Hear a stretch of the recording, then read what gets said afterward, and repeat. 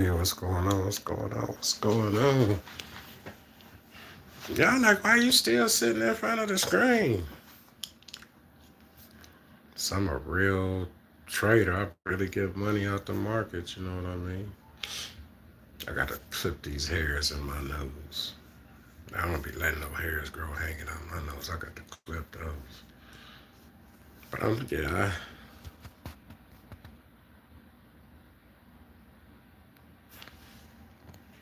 so some days I trade till at like 8 o'clock, 8 p.m. Eastern Standard Time. You can buy and sell stocks up to like almost 8, about 8:07. They say that 8:15 the market close. So your last order you're gonna get in around 8:05. It might get queued to the next day. But if you can buy and sell for sure up to 8 o'clock, about 8:05 Eastern Standard Time. So I've taken advantage of some opportunities, like, you know what I mean? I got some options calls in. If anybody was in the broadcast earlier, so when I do my lives, I still say what I'm gonna say, whether anybody is in the live or not. I don't wait for people to pop into the live because I'm just really, this is my opinion and my commentary on what I have going on in the market. Wow, what a beautiful thing that I'm seeing here. So now that I see what's really about to happen, then this is wonderful. Yes, because watch this. Look at this here. I knew it was going to happen, and that's why. So, the title of this broadcast was Knowing When to Cut Your Losses. Now, the reason I said that is because I bought a contract, like, I rolled a contract a week ago that was like, I was like, really, like, about $500 or $600 in the negative. I rolled it over. I sold all 5 contracts today for probably about $180 loss. But the thing is, because I bought it a week ago, the closer it gets to the expiration, you know, that that that that that that that it deteriorates, and it's less easier to get in the money, even though the closer it gets to the price. So it was like a 240 or a two. It was like a 240 call on Palantir, and Palantir may not hit 240 by the end of this week on the 7th. So I took the $180 loss. When I got that money, when that money comes back to me, it dubs up. So it's double my spending power to be able to purchase. You know what I'm saying? With me borrowing money from my broker. And so now I got like $1,700, and I took a $200 loss. But before the week is over, I'm going to erase that loss, because what I'm about to do with this 17 is now take a new fresh options. I got a new fresh, I can take a new options contract for an upside call with the delta in my favor and kick it out now, and it'll get in the money faster because I'm a 30-second sniper. My intervals are set to watch the market how it's moving every 30 seconds.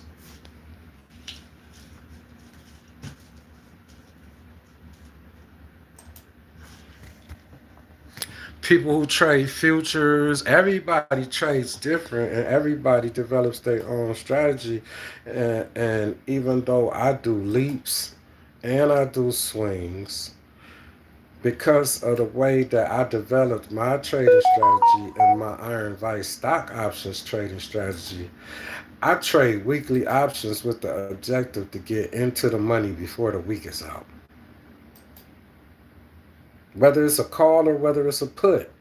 If I'm putting in a put option, I'm thinking that this price is gonna dip before the week is out below my break even point, and I'm gonna be in the money. Well, I have to analyze the market to be able to do that. And I watch the market by the day in 30-second intervals. 30 seconds. 30 seconds. Day chart. 30 seconds.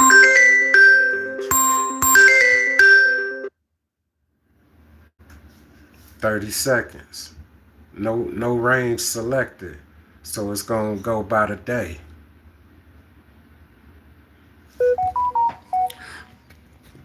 What's up? What's up? What's up? What's up? What's Cap? Who is that? Tall dude. Tall dude. 8155. What's up, Nima? Fred Flintstone, the Black.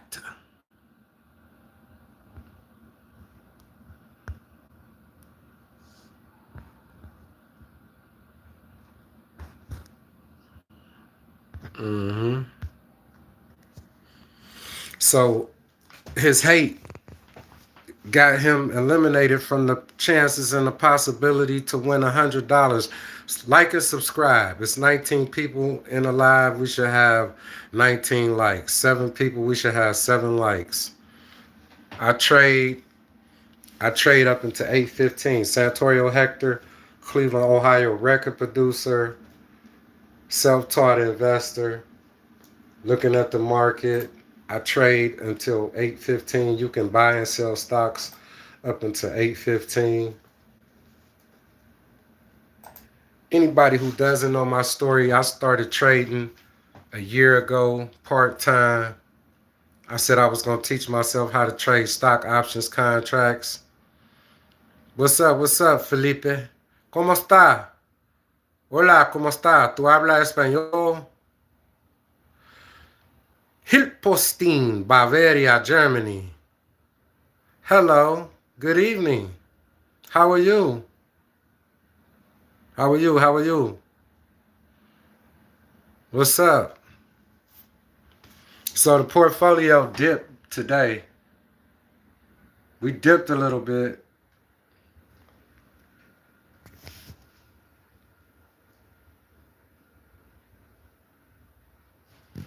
Crypto is down. Crypto is down. I just got finished looking at the market. So if your crypto is down, that's because Bitcoin and Ethereum are both down. If you trade any type of coin that's connected to ETH and you transfer through Ethereum, it's gonna be down, and it's also gonna cost more to send money that's connected with Ethereum. That means any altcoin that you use ETH to transfer from one account to another, it's going to cost you a little bit more. So if you can utilize other ways to transfer your money other than using ETH right now, because it's going to be more expensive for you, really. So I started trading a year ago with, I just up in one day said I was going to teach myself how to trade stock options contracts. I had bought a book some years prior to that. I went and got the book from my mother's house, and I read it all that day. And I, like the week of the 4th of July, I started trading my first stock options contracts with $100 in my brokerage account.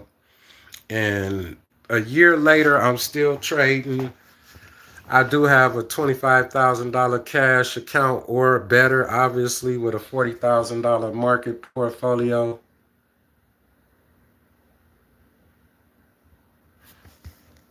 Before the mini crash in April, we had gotten a portfolio value as high as $83,000. So, and I did all that in a year. I've only been trading a year and 3 months at this point in time.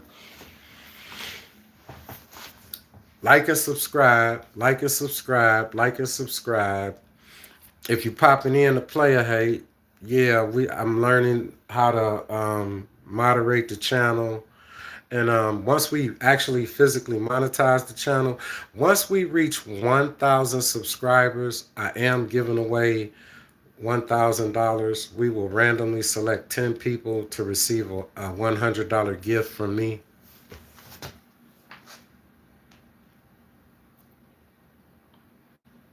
So I'm still here in front of the screen because I'm gonna be making some trades on some stock shares that if they go up $2 or $3 overnight, I can sell and take that profit, and it won't affect my positions that I'm buying and holding for the long term.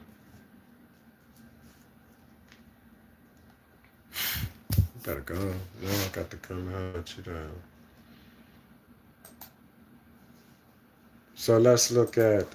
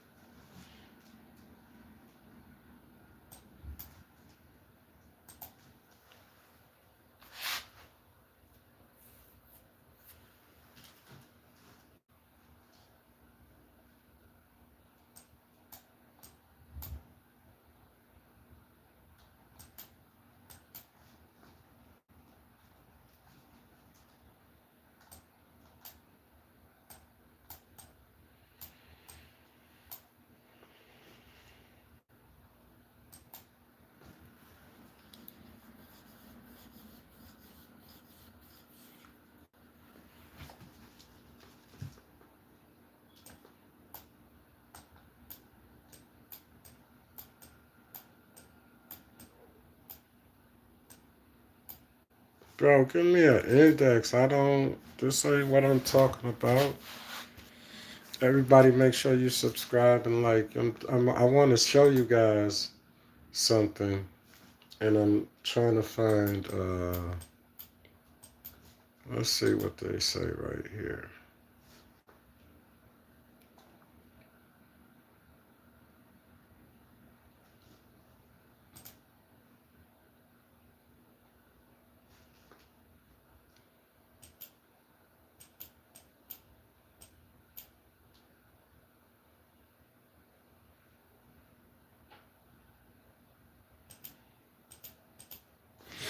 Okay, so here we go, y'all. With the list that so we I'm in CNN Business News right now, but I want to show you guys. I want to show you guys. So the Dow Jones is down.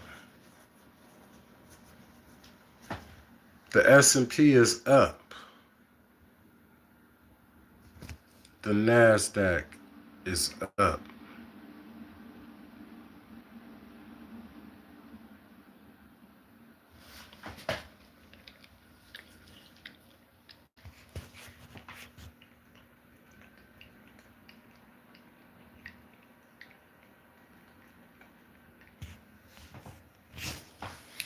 The Dow Jones. The American markets are ill because the Dow Jones. The Dow Jones to me does have an ability to weigh on the market movements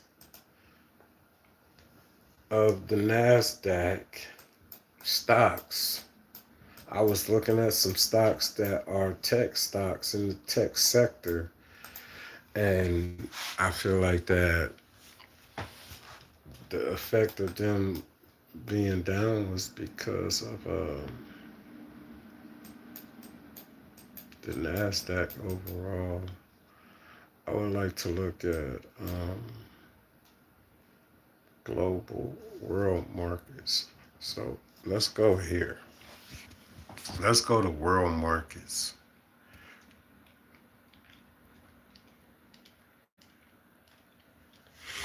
Now remember, my channel is commentary, an opinion on what's going on. So let's look in the world markets. You know why? Because I'm in a real world, as a real world investor, as an investor, as someone who came up from on St. Clair and grew up in the same neighborhood as Bone Thugs and Harmony. I want to have access to the world. I want to have access to the world as somebody who was a gang member and somebody who grew up in what some people consider my community to be a ghetto, where I grew up in the neighborhood I grew up in. um, I want to have access to the world. You feel me? And so access granted comes from being an insider. And you can believe it or you can not believe it, but if you don't think that as an investor and as a corporation, after a certain time that companies don't take a look into who's buying their shares, they want to know the demographic of the investors. That would only be smart for any company. We understand that data is money. Data and stats that equals to profit and money.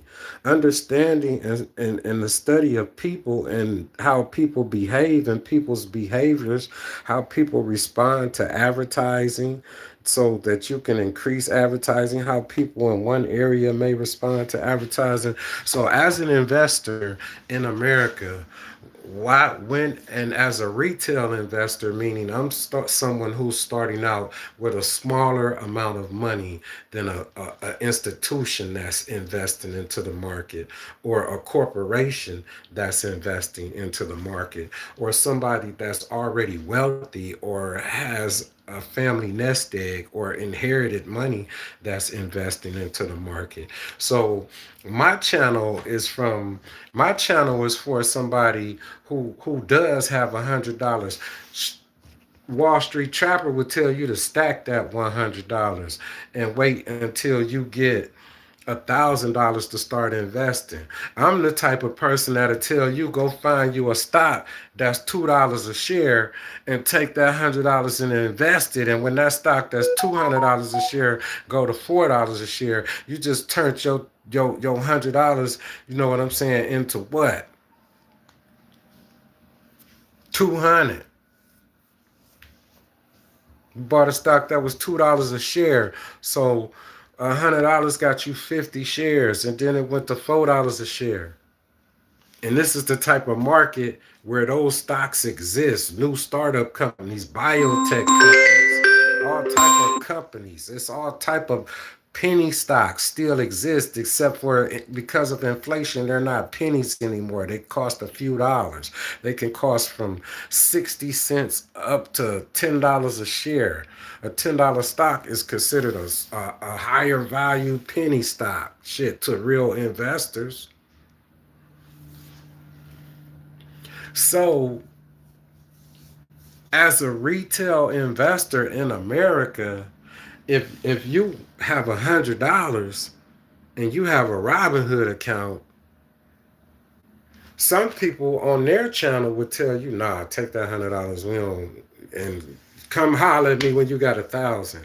Nah, my channel, I trade and I have stocks that's under $1 a share. I trade in some stocks.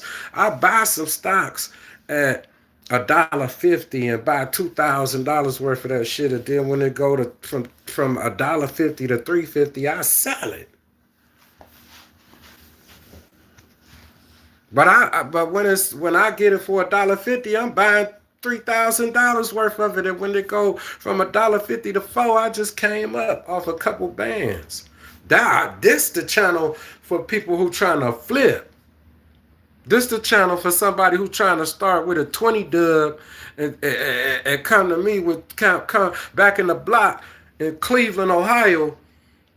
People used to get into the dope game. They ain't have no money to buy an ounce. They ain't have enough money to buy an 8 ball or a 16. You could take $20 and come and take $20 and get $40 worth of rocks. And you sell the $40, you sell the $40 worth of shit. You take the $40, come to the dope man, he gonna take the 40, give you $80 worth of rocks. And you keep dubbing up till you can get you. If he see you done dubbed up and came back, a lot of times he might be like, here go you, here man, I'm about to give you a half. Keep that. I see you running through this shit. Come back and pay me here. Take this. This is what I want back. I'm from the streets. See, a lot of people who come from wealthy families and who don't take this serious because they've been given everything all their lives. It's people who come from where I come from. It's people who spent a lot of time in the streets, gang banging, selling drugs. They was looking for a way to change their lives in the stock market and the Forex and crypto. And is an ability for somebody who was working a job and working a 9 to 5 to have the discipline to deny themselves some things and to take some money and put the money where the money can work for them. I'm 54 years old. I'm 54 years old. Leo. Hiba. How would you pronounce that? I'm 54, bro. You know what I'm saying? And so I'm saying I was working a job making $23 an hour though, working 40 hours a week and sometimes more on weeks that I was on call, working 50, 60 hours a week for $23 an hour, which go to time and a half, but still, bro, I trade for a living. You know what I'm saying? And getting ready to go back to school to become a certified financial planner so I can help people learn early.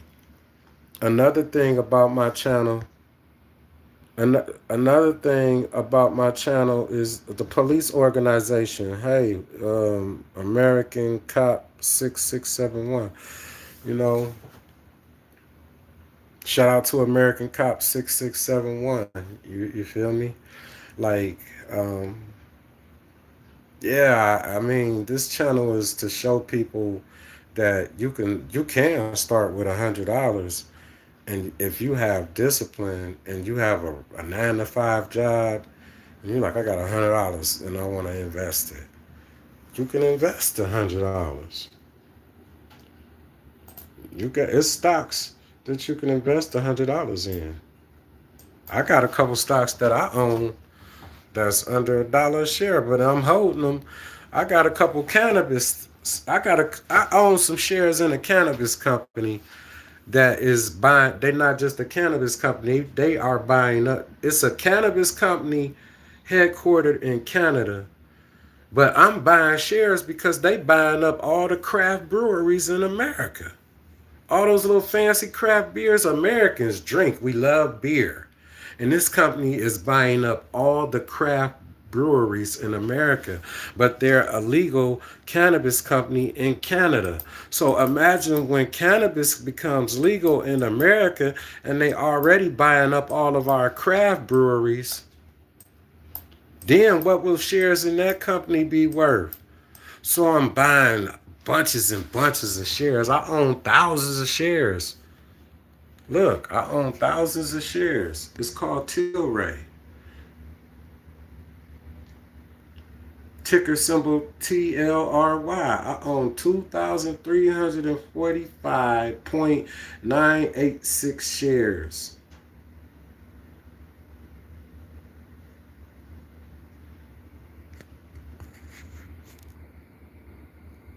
I'm down $1,000.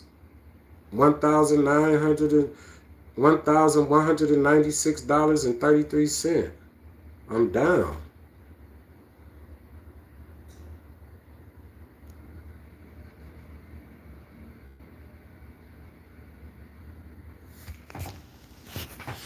But it was $4 a share a year ago. So I'm just going to hold it. It's going to go back up, and it's going to be worth more than the 3 that it was. And as soon as Trump legalized and they federally legalized cannabis before he leaves office and he sets America free, And since our number one cash crop free and it's totally legal, and an American grower can then sell his weed all over the world, America gonna be rich, rich when they legalize weed. We gonna be rich, rich. This stock was like 60 some dollars a share 5, 6 years ago. Now it's like under $3 a share. It's under $3 a share. So what I'm saying is the poorest motherfucker could get in the market and make some money. You have to wanna not be poor. If you want to get up and punch a clock and have to get up out your bed to go to a job that you hate, man, your life is miserable. If it's paying, even the enjoyable moments, like when your paycheck and you spend time with your family and y'all have pizza night and you watching movies with your children, the fact that you had to go through so much to give to do something nice for your children, the fact that you could be working and busting your ass and have a job that come. 2 years ago, I had a job working at Giant Eagle, riding on them pallets, picking the orders, and y'all should be thankful. If you knew what it took to get your food to the grocery store, like I be looking at shit different because I worked all different type of jobs. I never just sold drugs. I would work a job and sell drugs. I'm like greedy. What's up, Marconi? Hola, Marconi. ¿Cómo está hoy? Brazil, Brazil. I'm investing in Brazil. Brazil has an emerging market. I own shares of companies in Brazil. Look, I own shares of companies in Brazil. I'm not telling no lie. I own shares in companies from Brazil.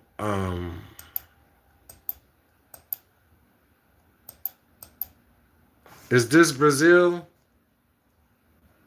No, that's Russ. That's the Russell. I'm gonna show you. I think this bank. This is a Brazilian bank. Watch this.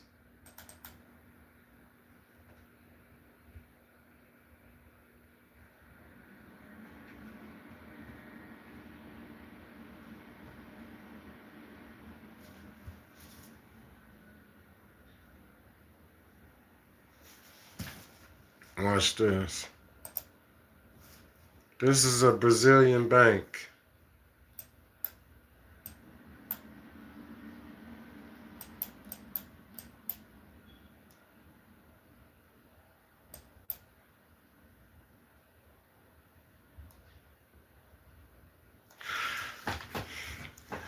Itaú Unibanco Holding SA provides financial products and services to individuals and corporate clients in Brazil and abroad.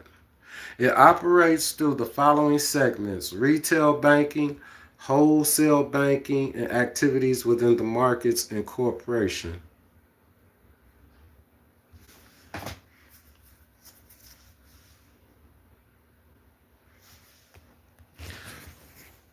So I am invested in Brazil. Yo soy invest in Brazil. Yeah, I'm invested in Brazil. Um, yeah, I own shares in the bank, Unibanco in Brazil. Um, let's see. It's a couple companies that are in Brazil that I own. I'm investing into foreign markets. So I think this company I own this fund is in Brazil. Brazilian investment fund EWZ. You know what I mean?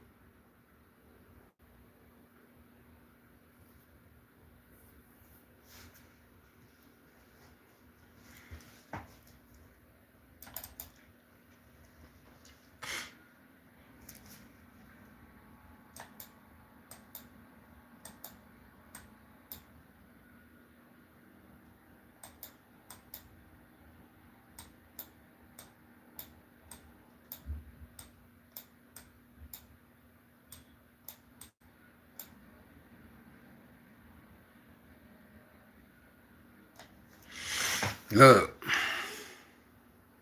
it pay a 4.82% 30-day yield, a dividend.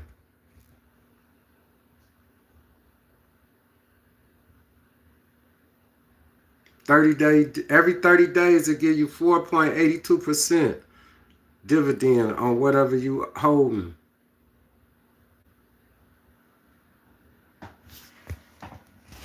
That's compounding. That's a great 30-day yield on the dividend side. So you getting paid to own shares.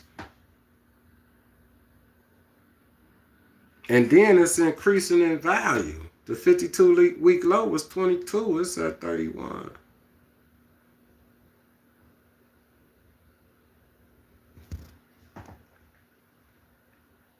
About 14.74 million shares trade on the average volume is 20 million a day.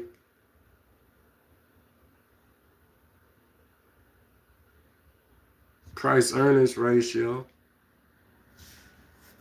EP.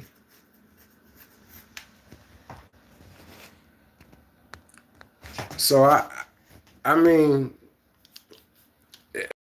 said that retail investors could never have an edge.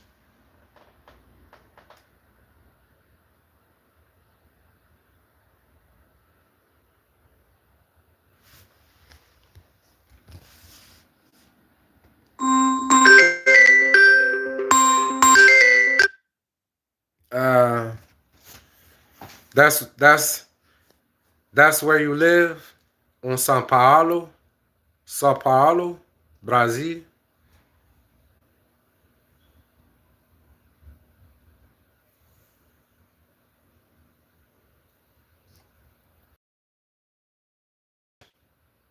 In Brazil, they speak Portuguese, right? Tu habla português ou espanhol? Tu habla inglés?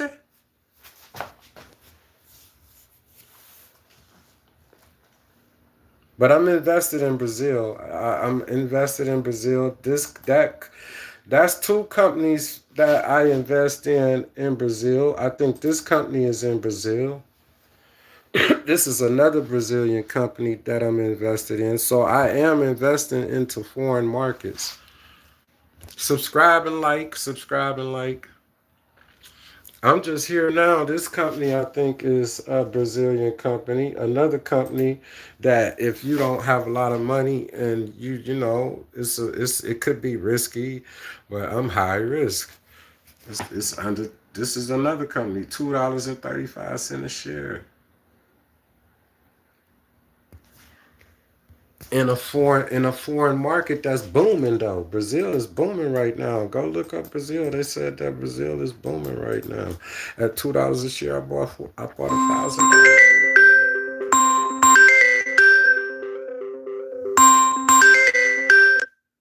I bought $1,000 worth. I bought a thousand. I bought $1,000 worth. It's cost $2.35 a share. I bought like 400, almost 500 shares, 400 shares.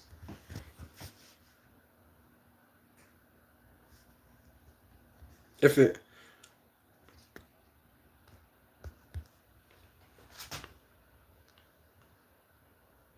if it goes from 2 to 10, I came up, didn't I? If it go from 2 to 10, I came up, right? I want to get 1,000 shares. So if it go to 10, that's $10,000. Yeah, 2,000 for 10,000. It go to 10. If you get 1,000 shares while it's two and some change, it gonna cost you less than 3,000 to make 10,000 if it go to $10 a share. Brasileiro.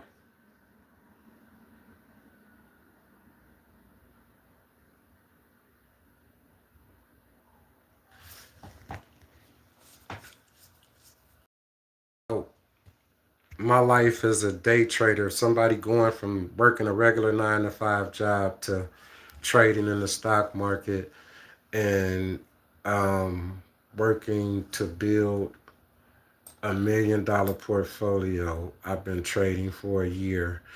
Right now, currently, I'm talking about stocks under $10 and how if you some people on their channels would tell you, I was saying how some people who might have $100, I've heard a person on his channel tell somebody to, they asked, where would you invest if you had $100? He told them, come back when you have 1,000.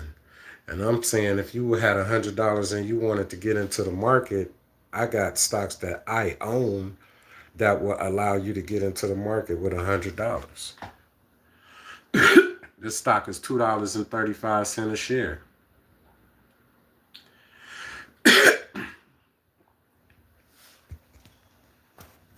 It's stocks that I've seen 6 stocks this year be under $5 a share and go to over $50 a share, over $30 a share, over $20 a share. So for somebody that would tell you that just because you have $100, you don't need to think about investing, I would tell you something different. That's what I was currently talking about. And I was showing different stocks that I own that happen to be under $10 a share that I'm invested in, like this particular stock.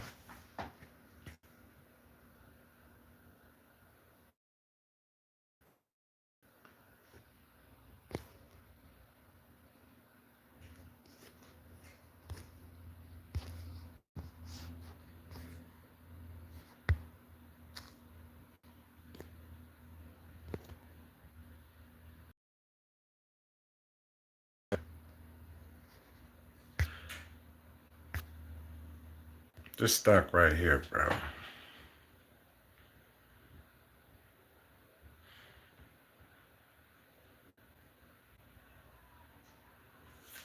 I bought 1,000. I bought 1,000. I bought 1,000. I bought 449.379422 shares. We put $1,056.04 into the stock. At this point, if the stock went to $10 a share, this would be about 5,000.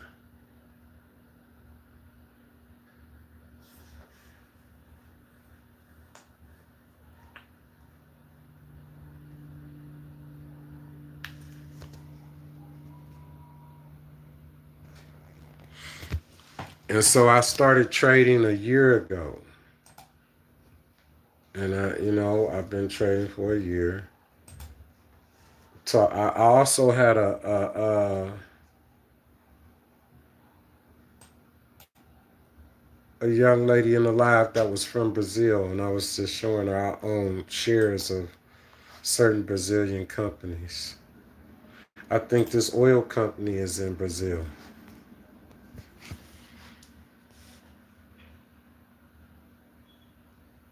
This oil company is in Brazil. Yeah, this oil company is in Brazil. Petrobras.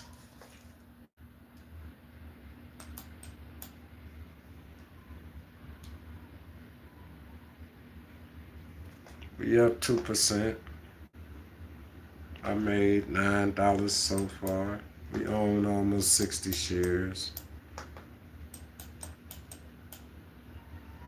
Oil and gas exploration. Carbon energy.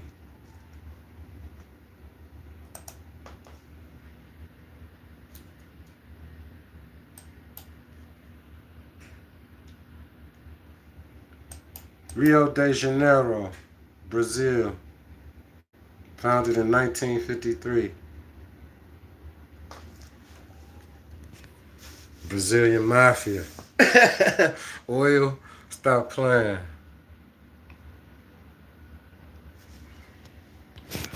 So, anybody with a real mind might be able to see what it is that I'm really on. Like, oh, he for real. For somebody that came from 93rd and St. Clair, what they call the ghetto, the roughest of the roughest neighborhoods in Cleveland, Ohio, to be on what I'm really on.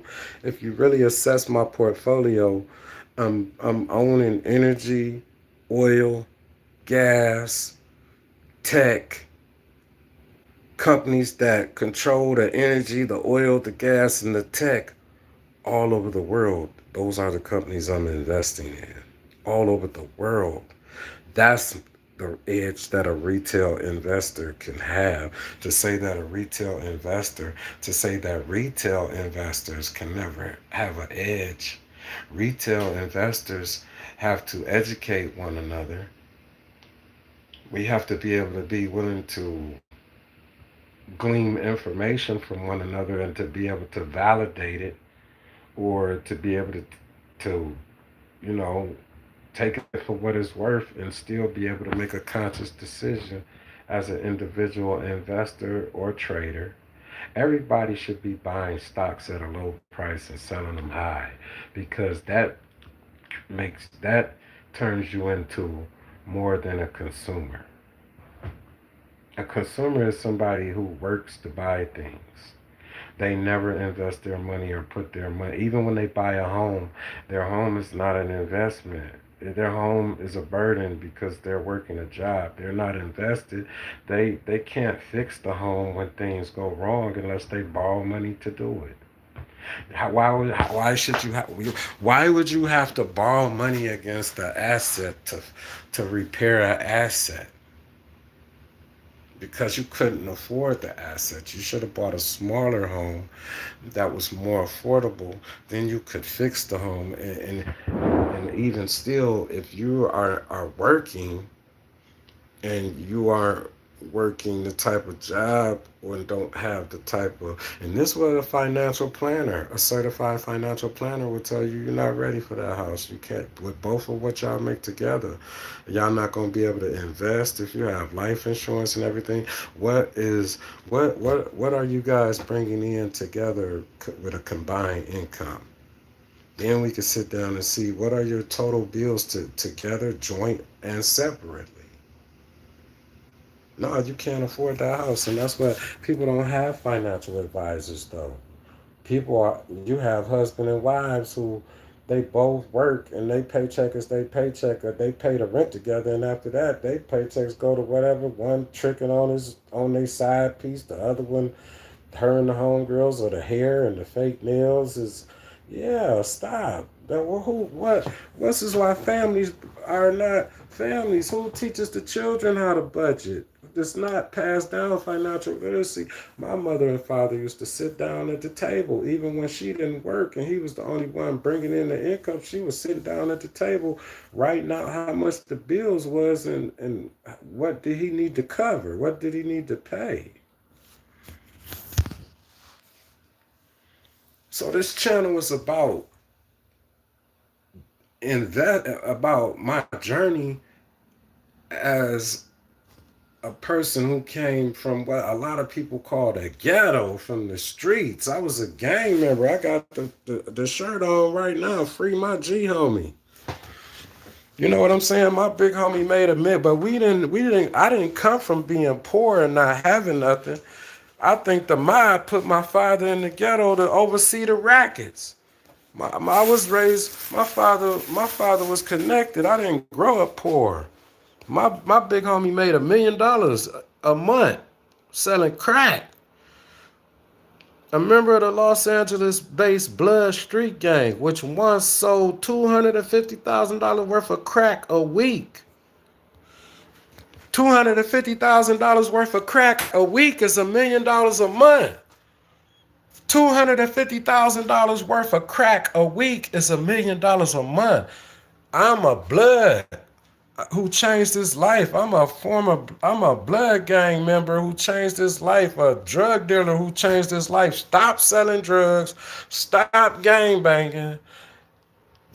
Said I'm gonna work a regular job and I'm not gonna use no fast money, and I'm just gonna build from a legitimate paycheck and start with clean money and change my life. Invest into my record business. But my G homie, So $250,000 worth of crack a week at the projects. That's who on my shirt. This shirt is that article. This is a copy of the newspaper article about my big homie who bought the Bloods from Cleveland in 1987 when I was 16 years old. I'm 54. I've been a Blood since I was really 16 years old. I've been a Damu for a long time. Yeah.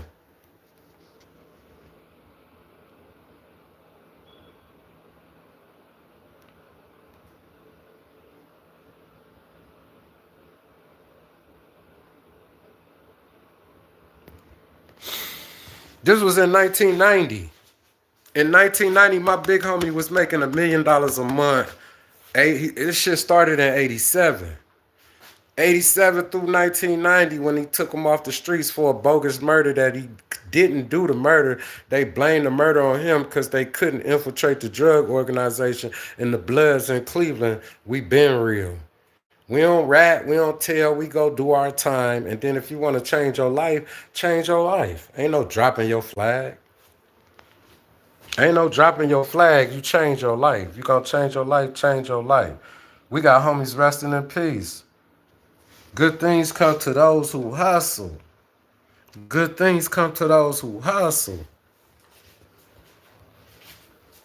This channel was about real life. This channel was about somebody who changed their life. Me. Now I get it out the market and I assess the market and we invested in companies all over the world. This is a true story. And I trade stocks up until the market closed, which is like around 8:05 you can put in your last trades. You know what I'm saying? I started last year with $100. You know what I'm saying? Before the crash in April, we had an $83,000 portfolio, and right now we got it was 55 earlier, the market down.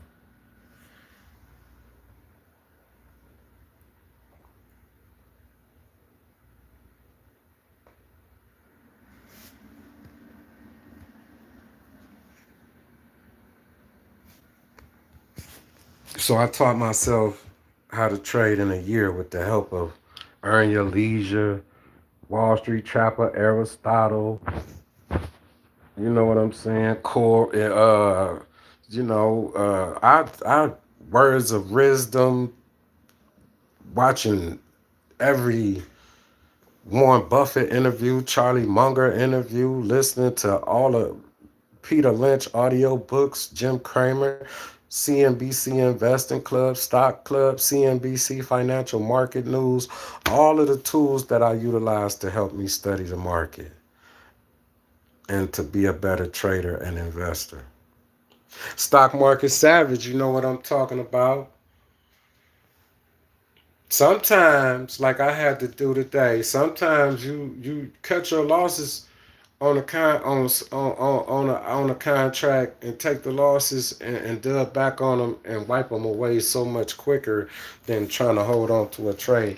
As I begin to understand everything from those that I chose to take guidance from and mentorship from, this is how we become better.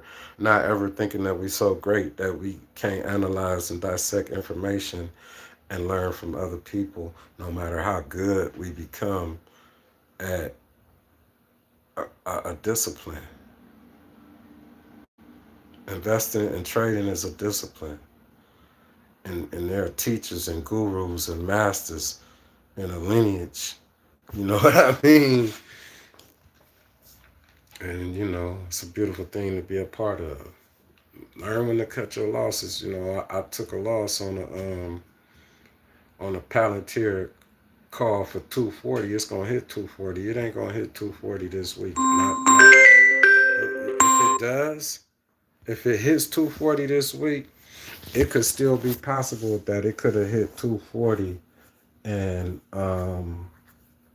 and that I could still had a contract that was in the money but not profitable because it got ate up on the time on the time. the time because I bought it a while back and then I rode it.